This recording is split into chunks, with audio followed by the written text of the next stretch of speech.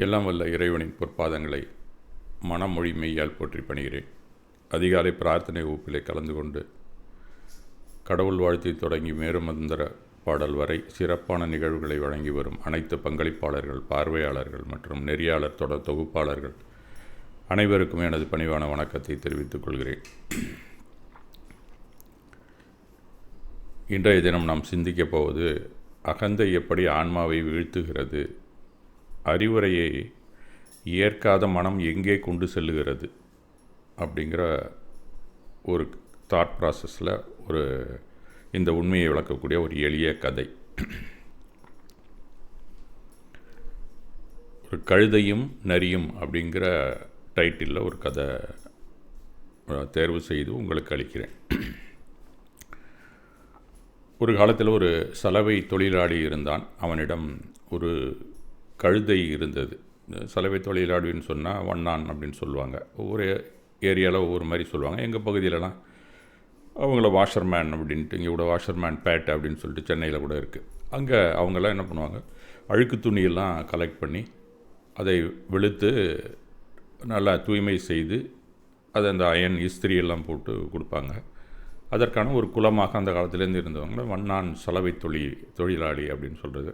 அவங்க அவர்களை அந்த மூட்டையாக கட்டி ஆற்றில் அருகில் இருக்கக்கூடிய நீர்நிலைக்கு சென்று அதை துவைச்சி எடுத்துகிட்டு வந்து காய வச்சு திரும்ப வீட்டுக்கு கொண்டு வந்து அதை இஸ்திரி பண்ணி கொடுக்கக்கூடிய ஒரு வழக்கம் தொன்று தொட்டு இருந்து வருகிறது. அந்த மாதிரியான அந்த சலவை தொழிலாளியெல்லாம் அந்த மூட்டையாக கட்டி தலையில் தூக்கிட்டு போகிறதுக்கு முடியாதுன்னு சொல்லிட்டு ஒரு கழுதையை வளர்க்கக்கூடிய ஒரு காலம். இப்போல்லாம் கழுதையில் அதுக்கு வர குட்டியான அது இதுன்னு நிறையா 4 வீலர்ஸ்லாம் வந்து விட்டது. இப்போ யாரும் அங்கே போகிறதும் கிடையாது. வீட்டில் பெரிய பெரிய வாஷிங் மிஷின் வாங்கி வச்சுருக்காங்க. அதில் போட்டு பக்கத்தில் ட்ரையரில் போட்டு எடுத்து கொடுத்துருவாங்கன்னு வச்சுங்களேன். அவங்களே தான் வச்சுருக்காங்க. அந்த மாதிரி முற்காலத்திலே சலவை தொழிலாளியாக இருந்த அவனிடம் ஒரு கழுதை இருந்தது. ஏன்னா அந்த துணி மூட்டைகளை பொதின்னு சொல்லுவாங்க, அதை தூக்கி அது முதுகில் வச்சுருவாங்க. அது குதிரையை விட கழுதை மெதுவாக தான் போகும் சாதாரணமாகவே. அதில் வெயிட்டை வேற வச்சோன்னா அதால் வேகமாக போக முடியாது, மெதுவாக நடந்து போயிட்டே இருக்கும். அதனுடைய தண்டுவடம் எப்படின்னா எவ்வளவு லோடு வச்சாலும் தாங்கக்கூடிய அளவில் இருக்கும் அப்படிங்கிறது ஒரு காலத்தில் மனிதன் கண்டு இருக்கிறான். அதனால் அந்த கழுதையின் மேலே அந்த பொதியை வைத்து அழைத்து சொல்வது வழக்கம் அவனுக்கு. தினமும் அந்த கழுதையும் கனமான துணி மூட்டைகளை ஒரு இடத்துலேருந்து மற்றொரு இடத்திற்கு சுமந்து செல்லக்கூடிய ஒரு பாவப்பட்ட ஜீவன் அப்படின்னு தான் சொல்லணும். அதனுடைய வேலை.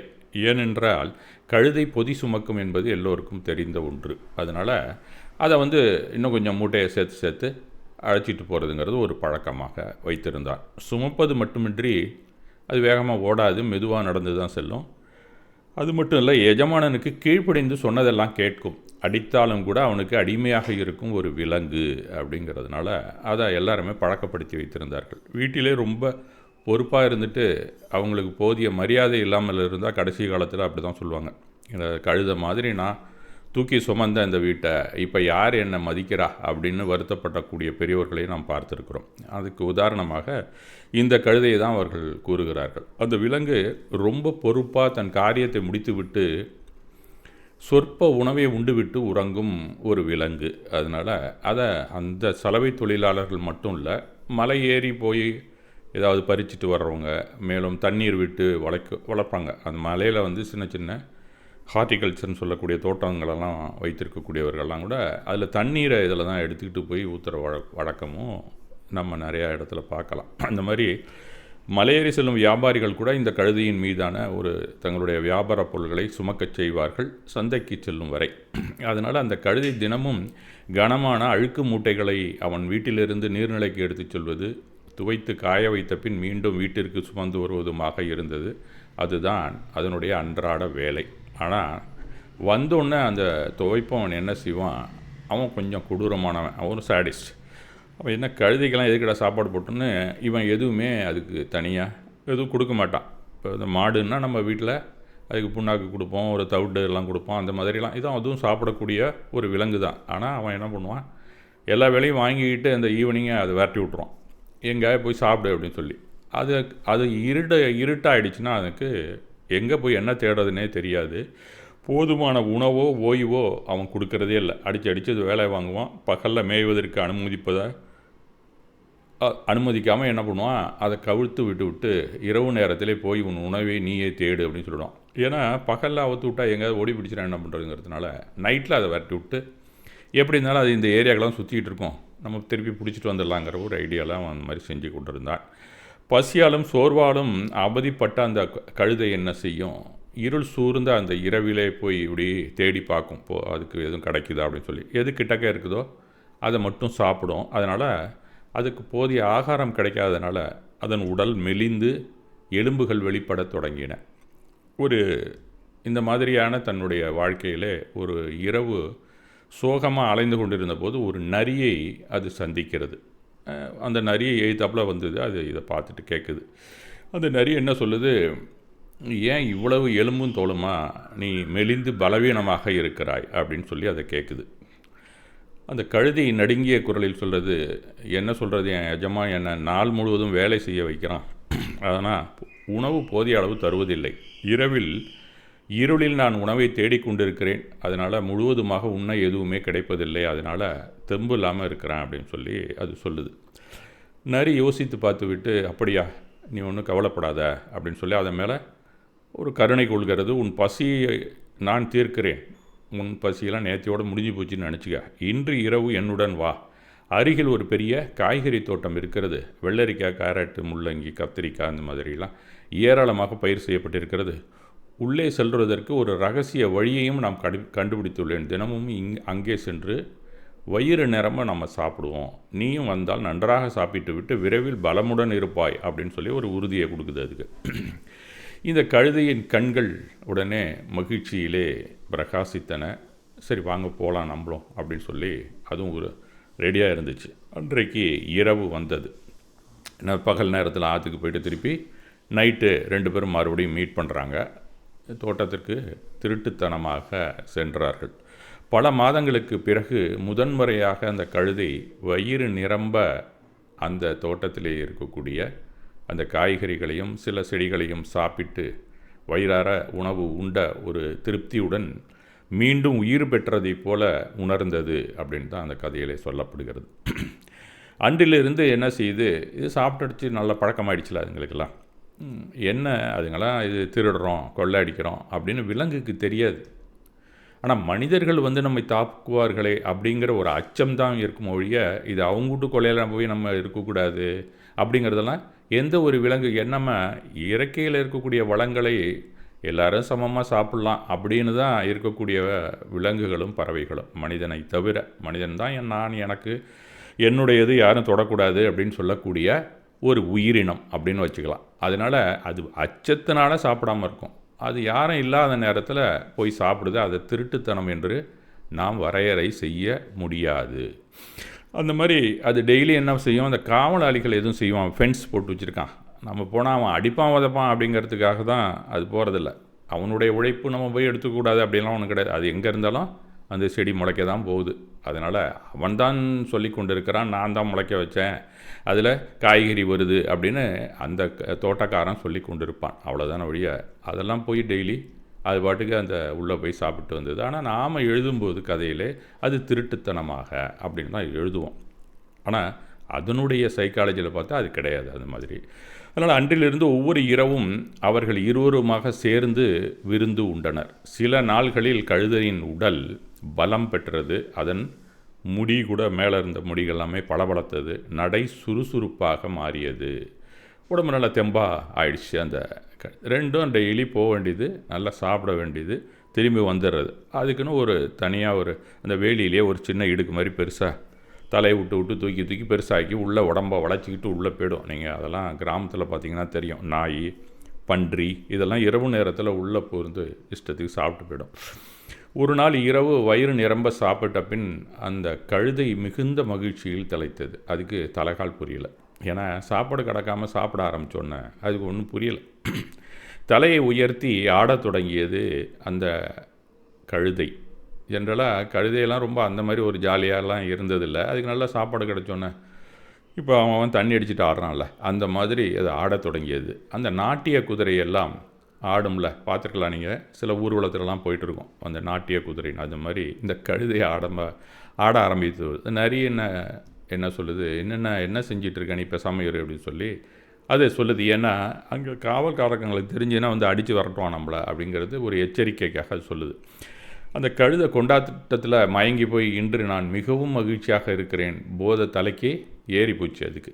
நான் ஒரு பாடல் பாட வேண்டும், நல்லா திருப்தியாக பாட்டுட்டு நான் சாப்பிட்டுட்டேன், அதனால் நான் அவசியம் பாடி தான் ஆகணும் அப்படின்னு ஒன்றுமே புரியல அதுக்கு. தலையில் போதை ஏறி போனது மாதிரி ஆகிப்போச்சு அதுக்கு. நிறைய ஒன்று சொல்லுது, இல்லை தயவு செய்து நீ பாடாத, நாம் இங்கே தெரியாமல் சாப்பிட வந்திருக்கிறோம், காவலர்களுக்கு தெரிஞ்சதுன்னா இங்கே நம்மை பிடித்து விடுவார்கள் அப்படின்னு தான் சொல்லுது அது. அதனால் கழுதை என்ன பண்ணுது, அதெல்லாம் இல்லைப்பா, அவங்க வந்தால் என்ன பண்ண போகிறாங்க பார்த்துக்கலாம், உனக்கு இன்னும் கரெக்டாக சொல்லப்போனால் இசையை பற்றி சரியாக தெரியாது போல், நீ ஒரு காட்டில் வளர்ந்தவன், கலைகள் பற்றி என்னென்ன உனக்கு தெரியாது, நான் வந்து இந்த நகரத்தில் இருக்கக்கூடிய மனிதர்களோடு இருக்கிறேன், அதனால் இசையை நான் கேட்டு கேட்டு நல்லா ஞானம் இங்கே இருக்குது, நான் சும்மா இருக்க முடியாது, என்னால் இந்த நேரத்தில் நான் பாடி தான் ஆகணும்.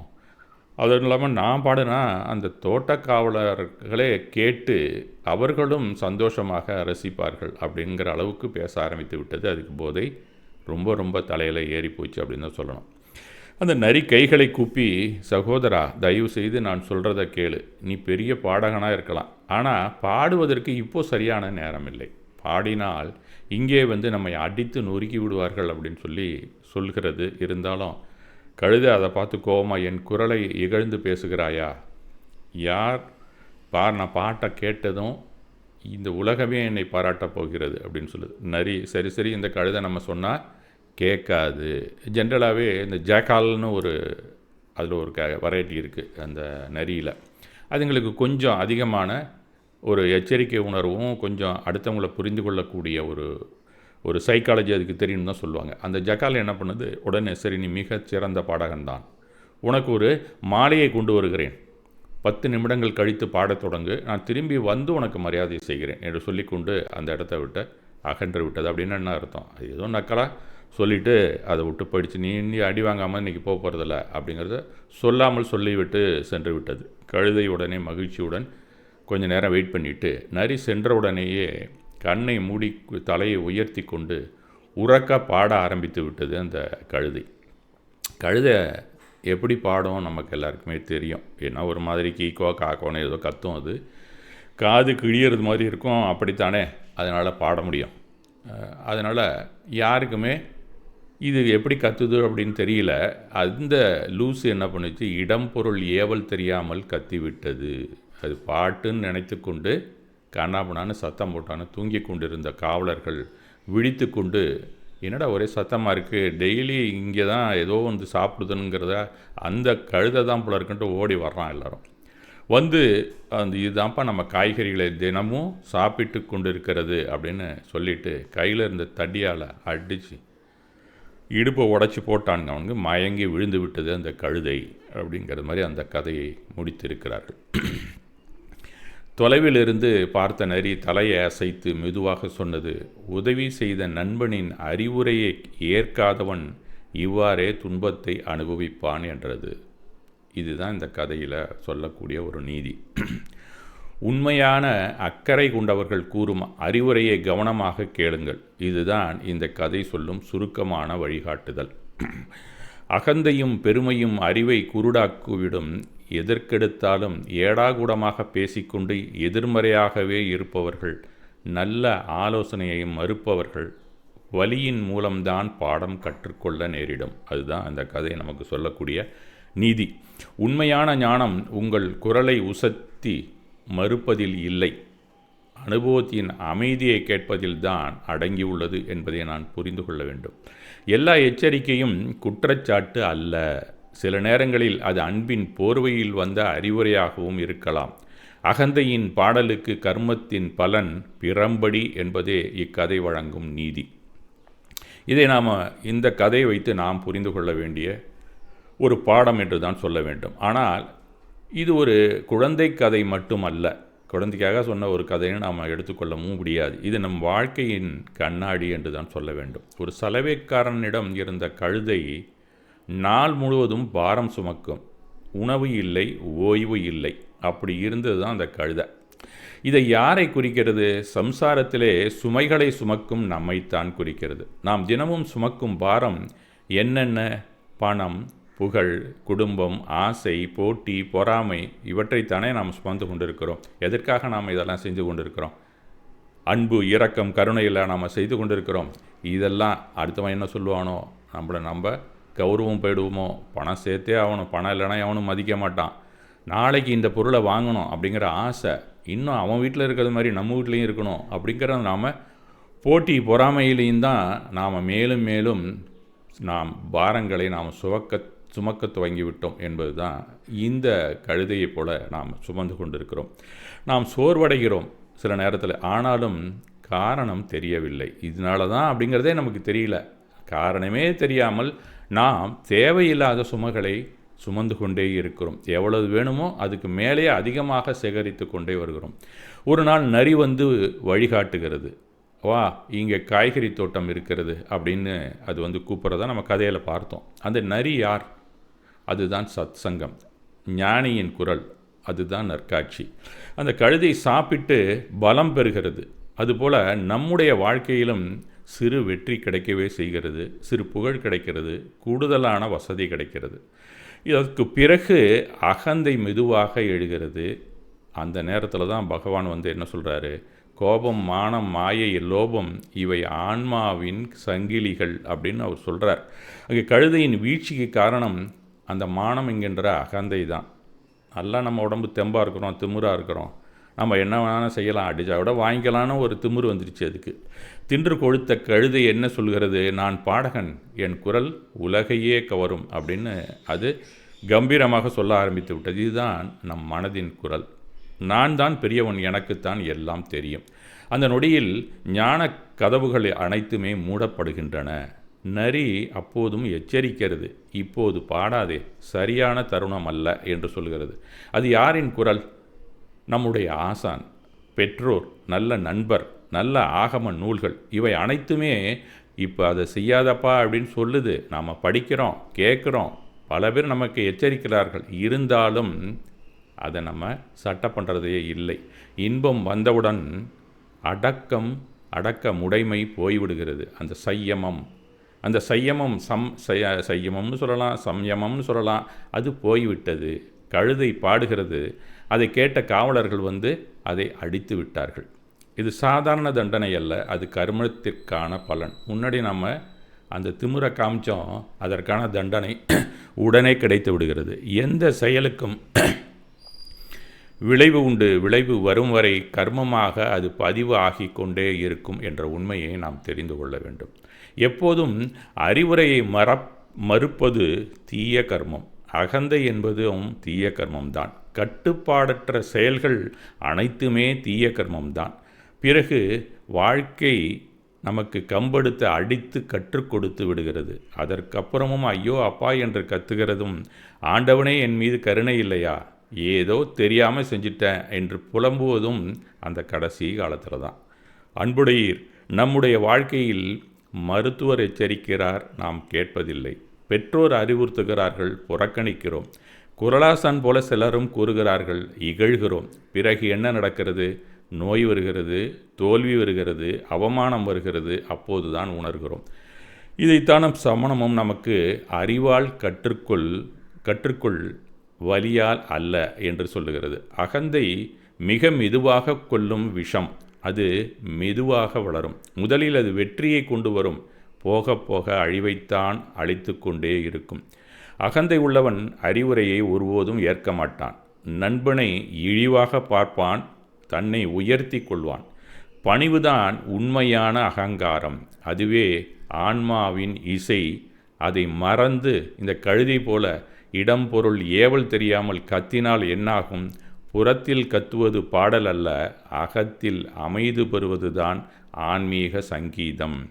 இதைதான் நாம் இந்த கதையிலே நாம் எடுத்துக்கொள்ள வேண்டும். இன்று நாம் ஒரு உறுதியை எடுப்போம். அகந்தையை குறைப்போம், சையமத்தை, அடக்கத்தை வளர்ப்போம், அறிவுரையை ஏற்க கற்றுக்கொள்வோம். கர்ம பந்தத்தை குறைக்க பகவான் காட்டிய வழி அகிம்சை, சையமம், பணிவு, இவை மட்டுமே. வாழ்க்கை நமக்கு 2 வழிகளை தருகிறது. ஒன்று ஞானத்தின் மூலம் கற்றுக்கொள்வது, இன்னொன்று வலியின் மூலம் கற்றுக்கொள்வது. இதில் எதை நாம் தேர்வு செய்ய வேண்டும்?